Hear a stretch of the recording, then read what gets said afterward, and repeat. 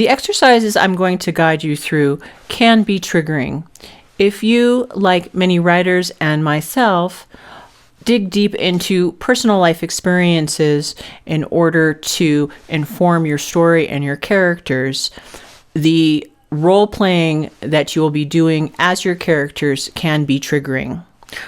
I'm certainly not saying don't do this exercise. You need to be aware before you take a deep dive. Today, you're going to need 36 questions that lead to love.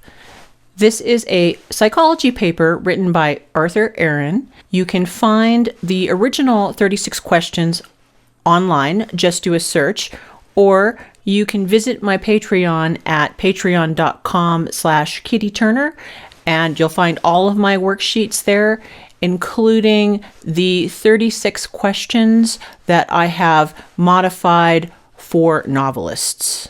If you watched and completed my last exercise, the index outline, you'll know that I suggested that you do that exercise with a buddy.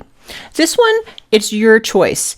It works equally as well with a writing partner or solo. However, I do find that the results are quite a bit different. Answering these questions with a NaNoWriMo buddy tends to create more of a filtered effect, whereas doing the exercise alone is more like a personal diary entry written from the perspective of each of your characters.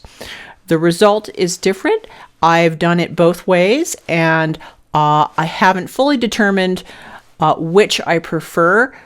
So all I can say is, since you're here, you are aspiring to be or are a professional full-time author, and there are many books you're going to produce. So I urge you to experiment.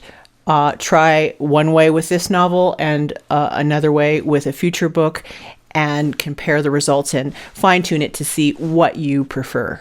Step 1, you're going to list out all the names of your characters. If you haven't determined all the names of your characters, now's the time to do it. List out your protagonists, your antagonists, point of view characters, and supporting characters. Each of these names will go at the top of its own sheet. Note that point of view characters and your protagonist aren't necessarily the same. There are instances when you have a narrator in your book, and that is your point of view character. It could be a god, an angel, an alien, and the story is observed and told from that perspective. And in that case, the protagonist and the point of view character are different. On the other extreme, a book written in limited first person will filter everything that happens through the thoughts and eyes of your main character. And in that case, the reader knows and sees only what the character knows and sees. I suggest you start with the protagonist, so we'll use that as the example. Then at the top, write a short physical description. This is not the inner life of the character. The resulting exercise will give you a map of the inner life. For just this first paragraph, 3 sentences or so, this is purely a physical description. Like, if you stepped into an elevator with someone, what would you observe? If you stepped into an elevator with me, you might say about me that I am a woman in her mid-50s with long graying hair. I have an eclectic, punky style and a sort of awkward delivery and a bright, honest smile. You might be able to determine that I'm some kind of artist from the way I dress and the way I present myself. So these are very limited perspective, physical descriptions that you're going to write for each character, and keep it very short. Then we will start with the questions to dig into their psychology. Next, you're going to answer each of the 36 questions as though you are the character. So this is where the role-playing comes in, and this is where the physical description and name comes in.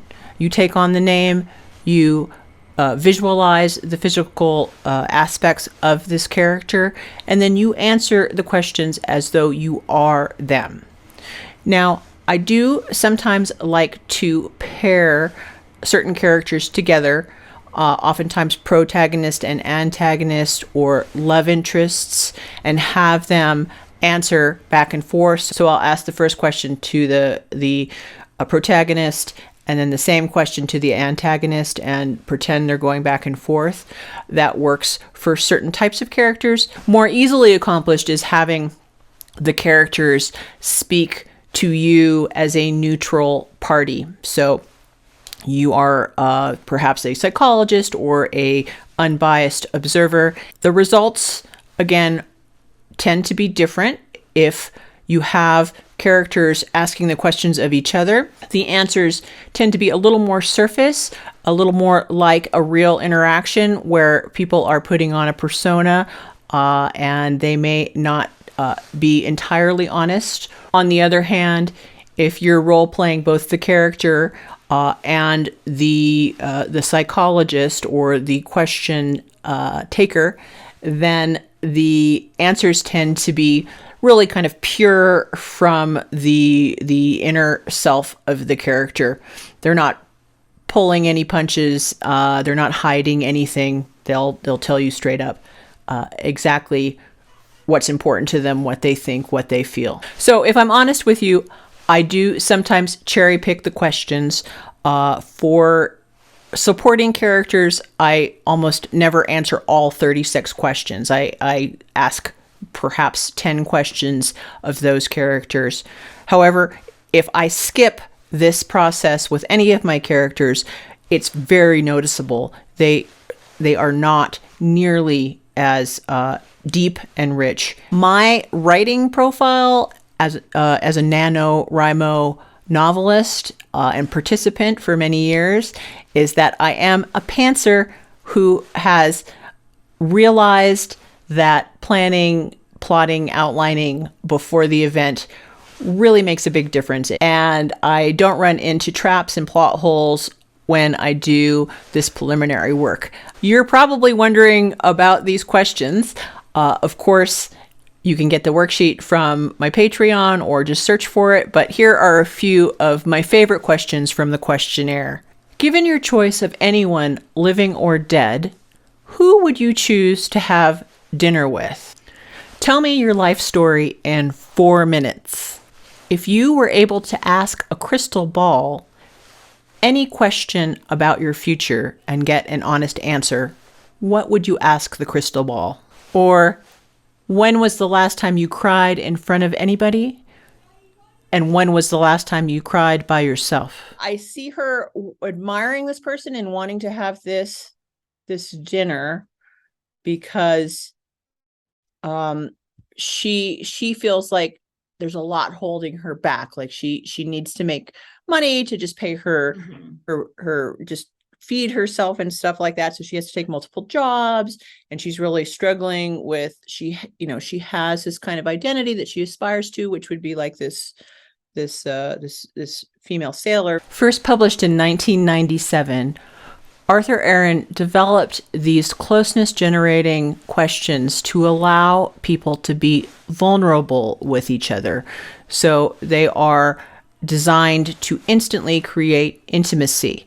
They became the foundation for speed dating and speed friending, and they work brilliantly for fiction. All right, that's it. That is a easy step-by-step, 3-step process to really create amazing characters. You're really going to love it. I urge you to try it. I do realize that we're talking about intimacy, vulnerability, and that there are going to be some characters in your book that you do not want your reader to feel close to. I mean, a serial killer, a villain, if you're writing horror, the ghost or the monster.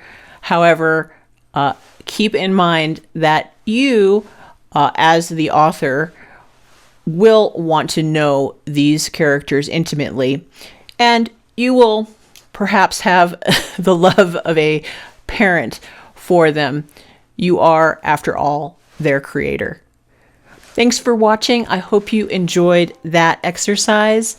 In this series for NaNoWriMo, so our Preptober exercise series, I will be sharing with you my method of creating a synopsis that will complete the 3 exercises, the index outline, the fall in love with your characters, and the snowflake synopsis. So please do subscribe, like and share this with your writer friends, and have a great NaNoWriMo.